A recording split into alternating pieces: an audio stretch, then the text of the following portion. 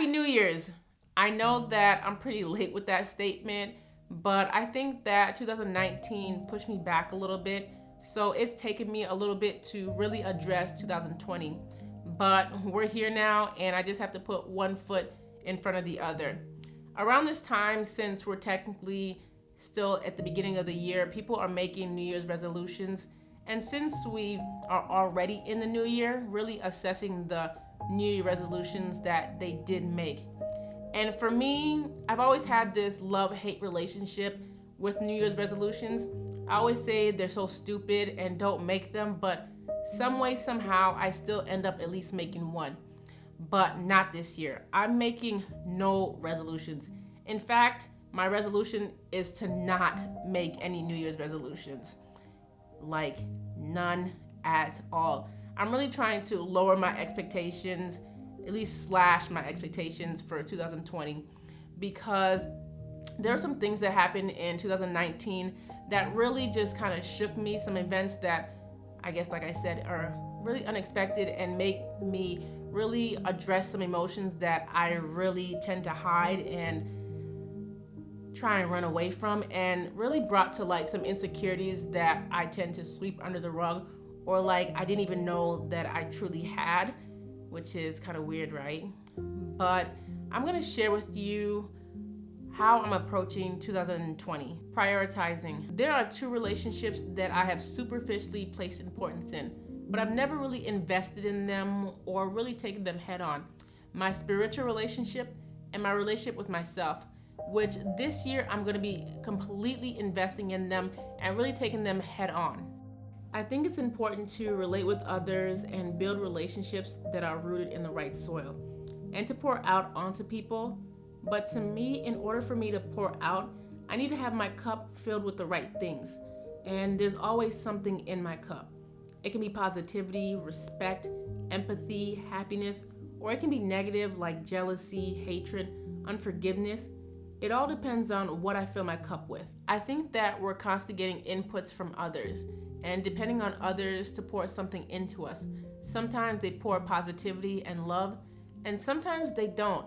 Sometimes they don't pour enough into us, but it all depends on them.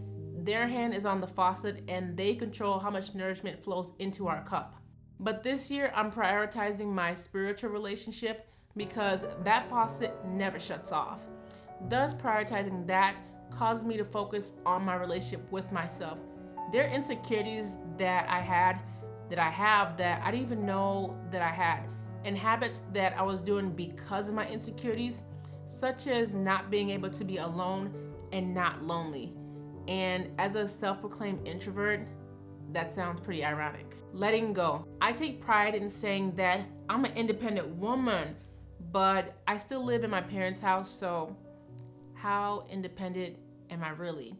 I like to say that because it boosts my ego a little bit, because I like to think that I can do what I want, when I want, how I want it, and in the manner in which I want to. It gives me a little sense of control over my situations and life, but that sense of control also gives me a lot of stress and anxiety, because life is not this simple math equation where input plus input correlates to a specific unchanging output.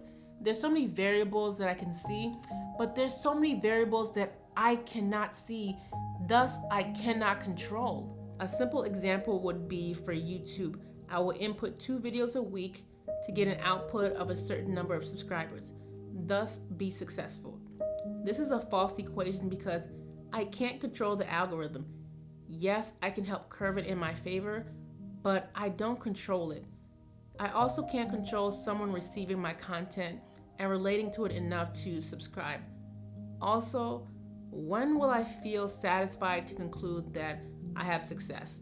It's a never-ending thirst that cannot be quenched. So if I just breathe and let my sense of control go, all the manifestations of stress, self-doubt, failure will fade or at least reduce in occurrence. Curve input. We are constantly bombarded with so much input, whether auditory and or visual, from just driving your car or watching a YouTube video or talking to your family member. As I get older, I rediscover how important good input for my body reflects, but especially in my mind. When I'm feeding myself kindness, compliments, healthy relationships, I automatically feel wonderful.